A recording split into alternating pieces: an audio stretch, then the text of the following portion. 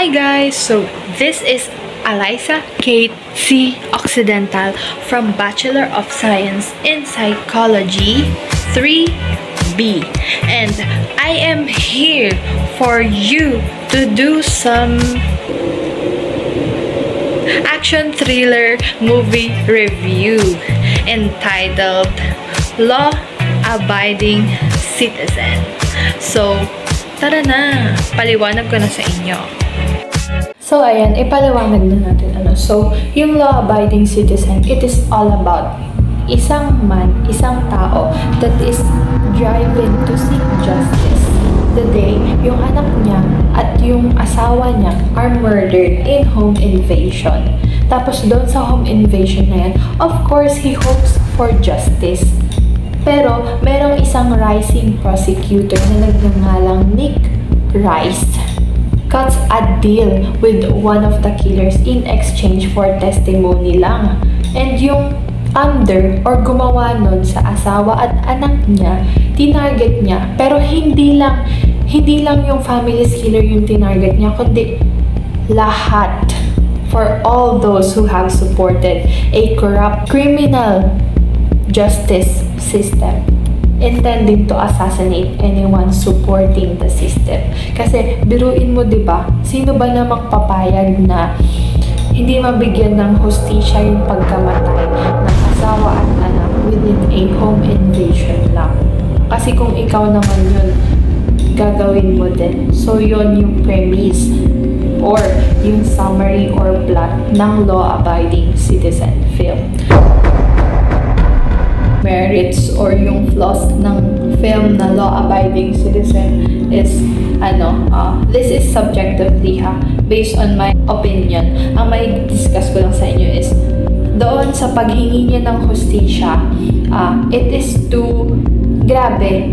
Halos pinatay niya na lahat para lang doon sa asawa at anak niya. Well, hindi natin siya masisisi kasi yung naharap niyang prosecutor, which is dapat na pagtagumpayan yung case niya, is nag-cut pa ng deal doon sa killer ng asawa at anak niya para lang sa testimony ng prosecutor, para lang doon. Syempre hindi natin masisisi kung bakit ganon yung naging response niya, di ba? Kasi sino ba namang tao yung magiging okay kapag prosecutor na nga lang nag-cut pa ng deal doon sa killer para hindi mabigyan ng maayos na justice yung asawa at anak.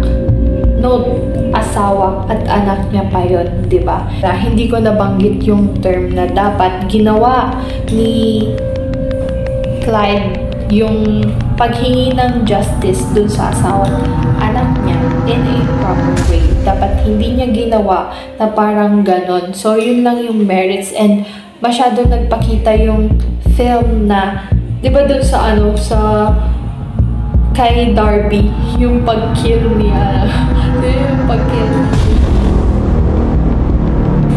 Masyadong harsh yung pag-show ng film na Law-Abiding Citizen dun sa pagpatay ni Clyde kay Darby, di ba? Chini-chainsaw yung body parts ni Darby, tapos pinakita pa yung ulo niya na nandun sa table.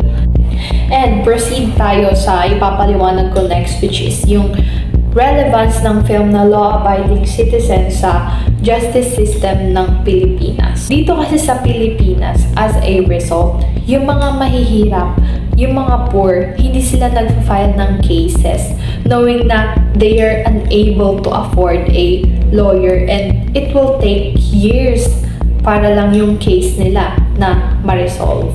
Yun lang yung masasabi kong relevance ng film na Law-Abiding Citizen sa Pilipinas, kasi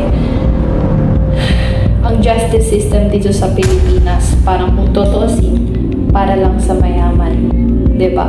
Kapag mahirap ka, parang hindi mo na makakamit yung hustisya gusto mong makamit, which is mali. Panoorin nyo yung film kasi ang ganda. Isama nyo sa list nyo ng papanoorin yung Law-Abiding Citizen kasi maganda. Hindi ko sasabihin the best siya kasi masyadong harsh. I-end ko na ang video. Since napaliwanag ko na ang dapat kong ipaliwanag. Thank you sa pakikinig at please subscribe and like this video. So, tara na, kain na tayo kasi gabi ngayon dito sa amin. So, bye!